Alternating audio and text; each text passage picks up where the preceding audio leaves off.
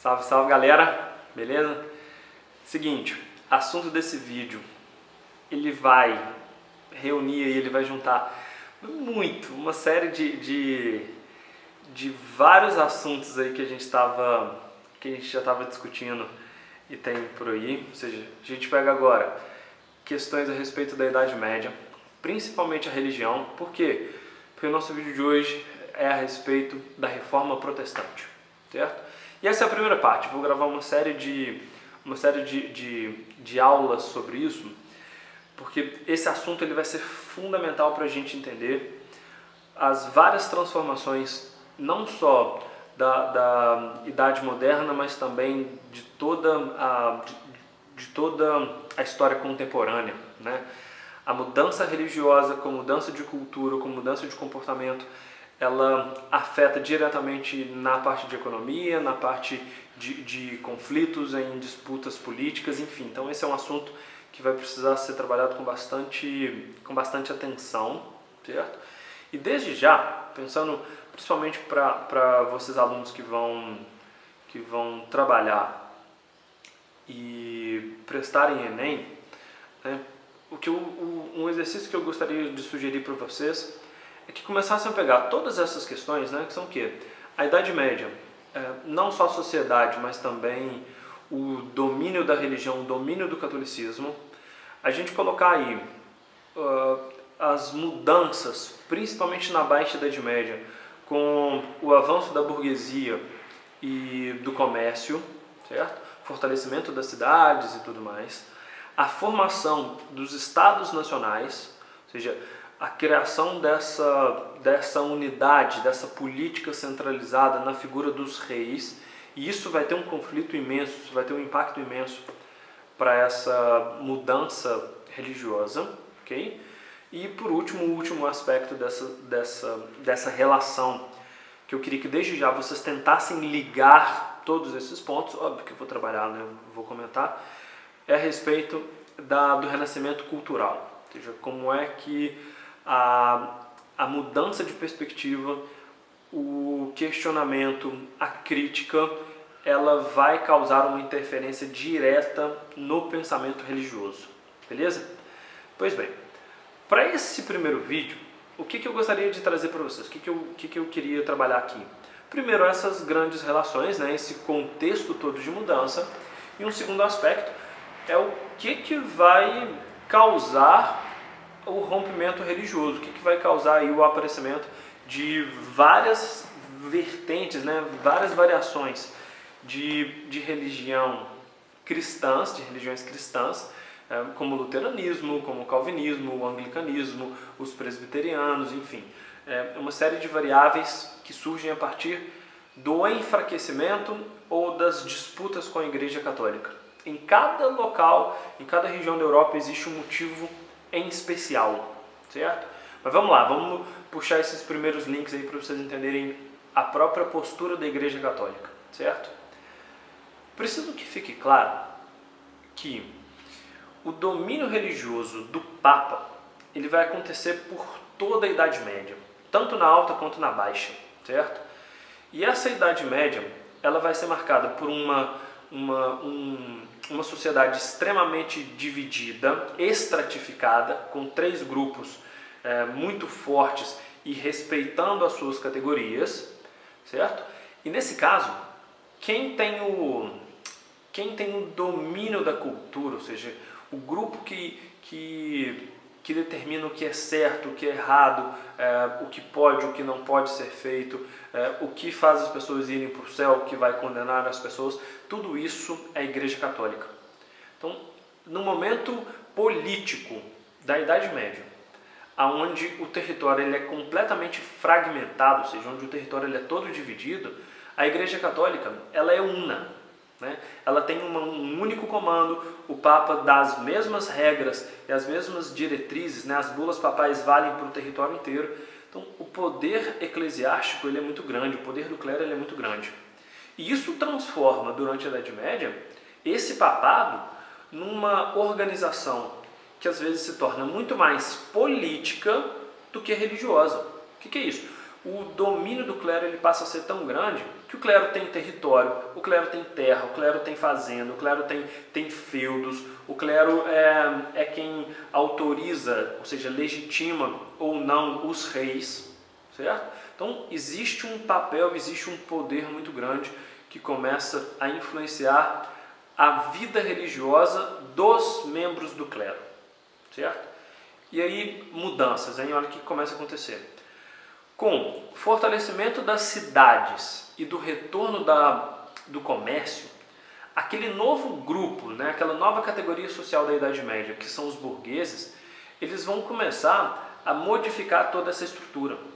Por quê? Porque eles começam a desejar lucrar cada vez mais, os comerciantes querem ganhar mais dinheiro, querem vender produtos para regiões mais distantes, e a Igreja Católica, ela condena essas práticas, ela condena o lucro, ela condena o empréstimo com juros, por exemplo. Por quê? Porque ela alegava, a Igreja Católica, de que quem empresta dinheiro e cobra juros, ou seja, recebe um valor a mais por aquele empréstimo, a pessoa está enriquecendo sem precisar trabalhar. Isso é considerado um pecado.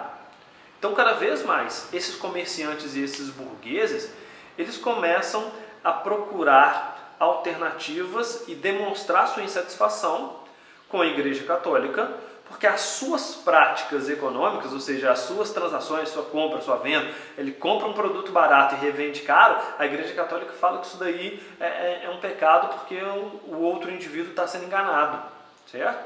E os comerciantes eles começam a se sentir cada vez mais prejudicados e com muito medo de que as suas práticas e as suas atividades sejam consideradas pecaminosas e vai para o inferno, certo? Ganhou dinheiro demais, não entra no céu, beleza?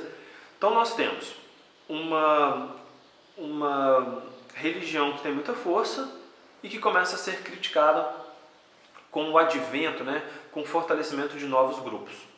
A situação ela entra ainda mais em conflito, ou seja, existe um outro barril de pólvora com a formação dos estados nacionais. Por quê?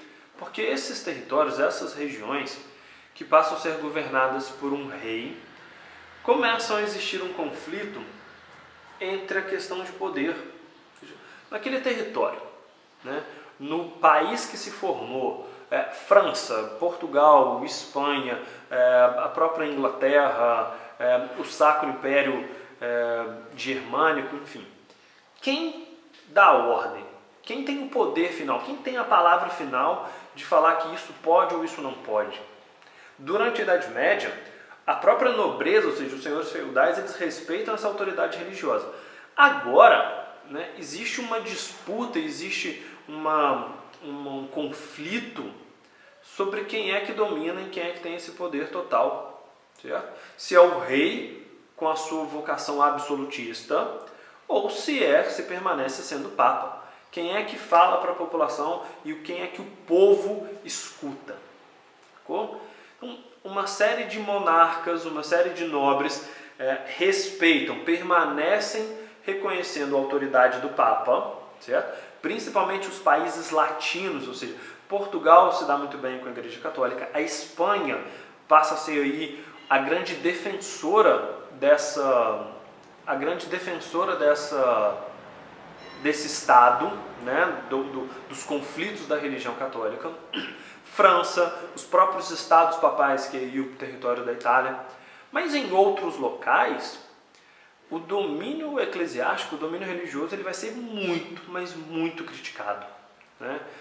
Os estados germânicos, a própria Inglaterra, os próprios estados e países nórdicos, tudo isso vai contestar essa autoridade. Então, esse é o grande barril de pólvora de mudança que já vai começar a fermentar aí uma crise. Mas o que acaba sendo o estopim e o que acaba sendo a grande mudança, né? O que causa essa situação inteira? Principalmente as próprias práticas dentro da Igreja Católica, certo? E aqui, não só a condição da Igreja Católica ter se afastado cada vez mais das questões religiosas, né? Ou seja, o papado ele começa a ficar muito mais preocupado com questões políticas do que com questões divinas, começa a existir aí uma série de práticas que vão ser consideradas pelos próprios fiéis, na hora que ela for criticada, né? na hora que alguém levantar a questão, isso é o Lutero, já falo, tem outro vídeo sobre ele, certo? Na hora que o Lutero começar a apontar as críticas, o que está errado, o que não está sendo bem feito, isso tudo vira um barril de pólvora e cada grupo desse vai se aproveitar dessa situação para poder tentar melhorar a sua condição. E quais vão ser as principais críticas? Além do fato do clero, né, do alto clero, se afastar dos assuntos religiosos, as práticas para enriquecer da Igreja Católica, elas vão ser extremamente condenadas. E aqui nós temos duas posturas, que são a venda de indulgência e a venda de simonia, ou seja, a venda de relíquias religiosas. Ambos os casos, né, ambas as práticas, a venda da indulgência ela é a venda da salvação, ou seja, qualquer que seja o pecado que a pessoa tiver cometido, se ela pagar, ela recebe uma carta, certo? Ela vai receber um documento. E legal, daqui a pouco eu comento na aula do Lutero o lance da impressão desses documentos, porque a criação da imprensa ela é fundamental para isso, né? Mas se liga, a igreja começa a imprimir aí documentos que absolvem as pessoas do seu pecado. Quanto mais grave o pecado, mais caro o documento, mais caro a salvação. Isso coloca o clero como uma posição de intermediário entre céu e ser humano. Certo? Por quê? Porque para a pessoa, para o indivíduo ir para o céu, ele vai precisar ter o documento da indulgência, né? O documento da salvação para apresentar lá. E isso é muito caro, e isso tem um papel de lucro. A igreja está fazendo essa prática, ela está vendendo isso, não é pensando na salvação, mas é pensando em enriquecer cada vez mais. Principalmente por conta da criação da Basílica de São Pedro, certo? Da criação dessa nova catedral que vai ser a grande sede do Vaticano. Okay? A outra prática, que também é extremamente condenada, vai ser a simonia, ou seja, a venda de objetos religiosos. E que objetos são esses? Absolutamente tudo, certo? E é aqui que está uma das grandes críticas, porque essa prática ela ainda é utilizada hoje em dia, né? Venda de pedacinho de madeira, falando que era relíquias da cruz de Cristo, ou seja, Jesus teve contato com aquele pedacinho, tirinhas de couro falando que era o sapato de Jesus, jarro d'água falando que era água do Rio Jordão, água do próprio batizado de Jesus. E existe todo um marketing, tá? Que existe toda uma política ali de essa aqui é a última, e eu tenho certeza que esse pedacinho aqui da cruz foi a que Jesus encostou a lombar, certo? Se Jesus encostou a lombar, sangrou nesse pedacinho, que se você tiver essa madeirinha, maluco, na hora de ir para o céu, certo? Na hora que estiver na fila para encontrar São Pedro, apresentou a madeirinha em que Jesus foi crucificado, ou apresentou a água do batismo, ou apresentou, enfim, qualquer item religioso extremamente sagrado, okay? Você corta a fila e São Pedro dá um check lá no seu nome, já entra para o céu direto e vai jantar com Deus. Okay? Então, essas práticas visando lucro, visando se afastar do que é pregado pela própria igreja, vai passar a ser cada vez mais criticado, certo? Aguenta aí que daqui a pouco tem um outro vídeo sobre a crítica, né? Sobre o indivíduo que começa a juntar isso tudo. Beleza? Valeu!